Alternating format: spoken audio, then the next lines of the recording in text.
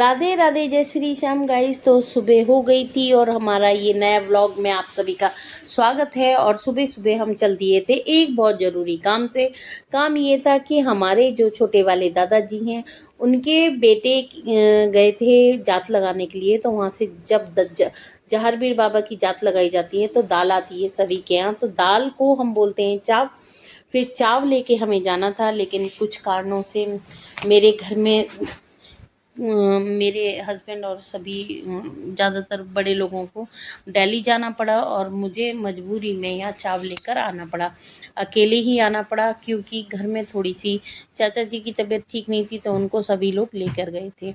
और यहाँ पर हम रास्ते में जा रहे थे और काफ़ी एक्साइटेड भी थे और थोड़ा सा दुख भी था कि हमारे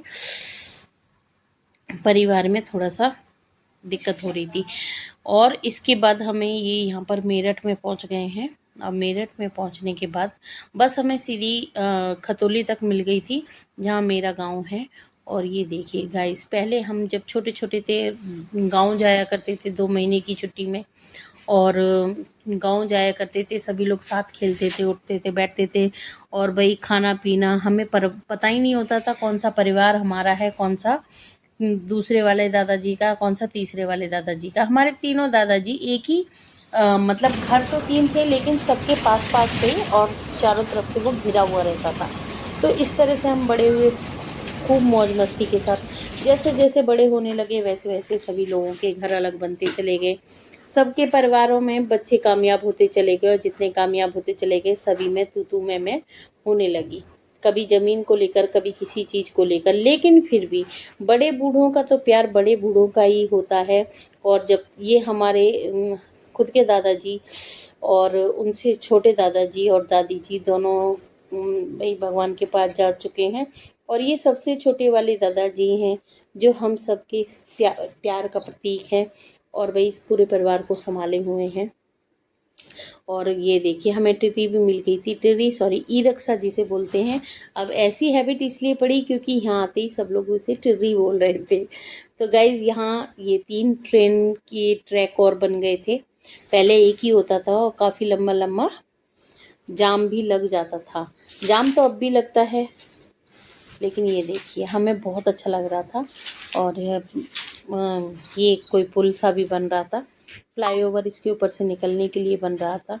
कह सकते हैं गाइस कि बस अच्छा लग रहा था। पहले घोड़े तांगे होते थे गांव में जाने के लिए, खतौली से फैक्ट्री से घर पहुंच गए थे। दादी जी मिली, हमारी छोटी दादी जी हैं और इन्होंने हम सबकी पूजा करवाई। जहारवीर बाबा जी का ये इन्होंने दरबार लगा रखा था। यहाँ हमने जोत जगाई और घी चढ़ाया, दाल चढ़ाई और जो भी क्रियाएं होती हैं वो सारी इन्होंने हमसे करवाई। और उसके बाद प्रसाद ग्रहण करने के लिए हमें बाहर जो भी टेंट लग रहा था उसमें भेज दिया। तो इन्होंने यहाँ पर 2 टेंट लगवा रखे थे गाइस, एक लेडीज़ के लिए एक जेंट्स के लिए, जो कि काफ़ी अच्छा था। और ये हाँ, जब खाना बनता है, खाना वो होता है जो जहारवीर बाबा का प्रसाद यहाँ बनेगा और खाना बनता है। और खाने को क्या करते हैं, सबसे पहले जहारवीर बाबा को भोग लगाया जाता है और भोग लगाने के बाद जो वो खाना होता है उसे पूरे, जो वो प्रसाद होता है उसे पूरे खाने में मिला दिया जाता है। इस तरह से ये प्रसाद बन जाता है। जो भी आता है दाल चढ़ाते हैं, पूजा करते हैं, जोत करते हैं और उसके बाद खाना मतलब प्रसाद ग्रहण करते हैं। थोड़ी देर बैठो और जिसको जाना है वो जा सकता है, जिसको रुकना है वो रुके, क्योंकि आज रात में जागरण भी था। और सुबह कंदूरी है, कंदूरी में भी दावती होती है गाइस और पूजा का समापन होता है। और मुझे तो आज बस आना ही था और जो भी हमारी क्रियाएं थी वो हमने पूरी कर ली थी। और खाना ये देखिए, ये हमारा प्रसाद आ गया था। चने की दाल थी, चावल थे और रोटी थी और ये थे फिर कढ़ी और चावल। तो फिर उसके बाद हमने प्रसाद ग्रहण किया और प्रसाद का तो खैर टेस्ट ही अलग होता है गाइस। प्रसाद बहुत स्वाद लग रहा था।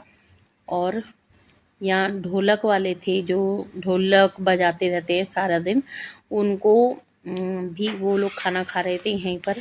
इतना प्यारा टेंट था, इतना अच्छा लग रहा था। और यहाँ पर लेडीज़ कमी थी खाना खाने वाली, मतलब प्रसाद ग्रहण करने वाली। यहाँ पर जो इंतज़ाम था अंकल जी ने दोनों का अलग अलग करवाया था। लेडीज़ के लिए अलग था, जेंट्स के लिए अलग था। गांव में गाइस पर्दे वाली भी लेडीज़ रहती हैं, बेपर्दे वाली भी रहती हैं, तो इसीलिए अलग अलग बहुत ज़रूरी होता है और हमारी संस्कृति भी यही कहती है। वैसे मैं पर्दे के खिलाफ़ हूँ, लेकिन फिर भी अभी गांव में पर्दा प्रथा है। और ये जो वो बच्चा है जिसके लिए हम यहाँ पर इकट्ठा हुए हैं, जिसकी वजह से हम सबको झारवीर बाबा की जात लगाने का, दाल चढ़ाने का, पूजा करने का मौका मिला है, और इसका नाम कुंज था। और उसके बाद यहाँ ये वाला जो घर था गाइस, तीनों तरफ हमारा ही घर हुआ करता था।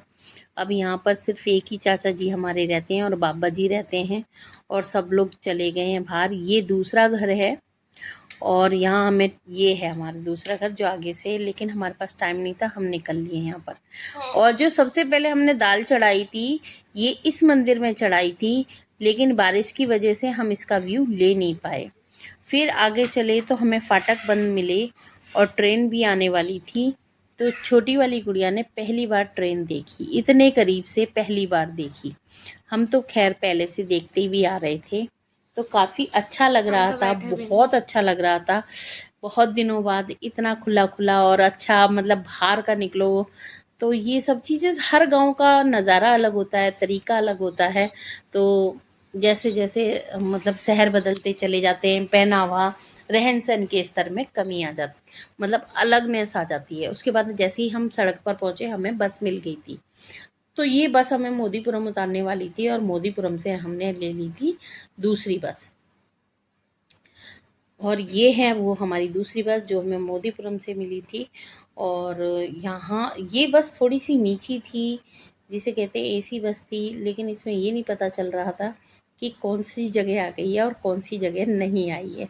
तो ये बस हमें उधर से नहीं मिली, वरना हम इस बस में ज़्यादा ठीक रह जाते, गर्मी भी नहीं लगती और काफ़ी अच्छा लग रहा था। तो खैर धीरे धीरे हम लोग भी चलने लगे, ना तो इसका पता चलता है कि चल रही है या रुक रही है, सबसे बड़ी बात है ये। तो मैं इस बस में पहली बार बैठी थी, वो बड़ी वाली होती हैं उनमें तो बैठी हूँ एसी वाली में, इसमें नहीं बैठी थी जो नीचे ही नीचे होती हैं। तो ये भी पहला एक्सपीरियंस हो गया, मुझे अच्छा लग रहा था और गुड़िया भी काफ़ी इंजॉय कर रही थी। और इसके बाद हम भी आराम से अपना एक दूसरे के साथ बातें करते हुए माँ बेटी पहुँच गए थे अपने घर। और गाइस, ऐसा मौका भगवान सभी को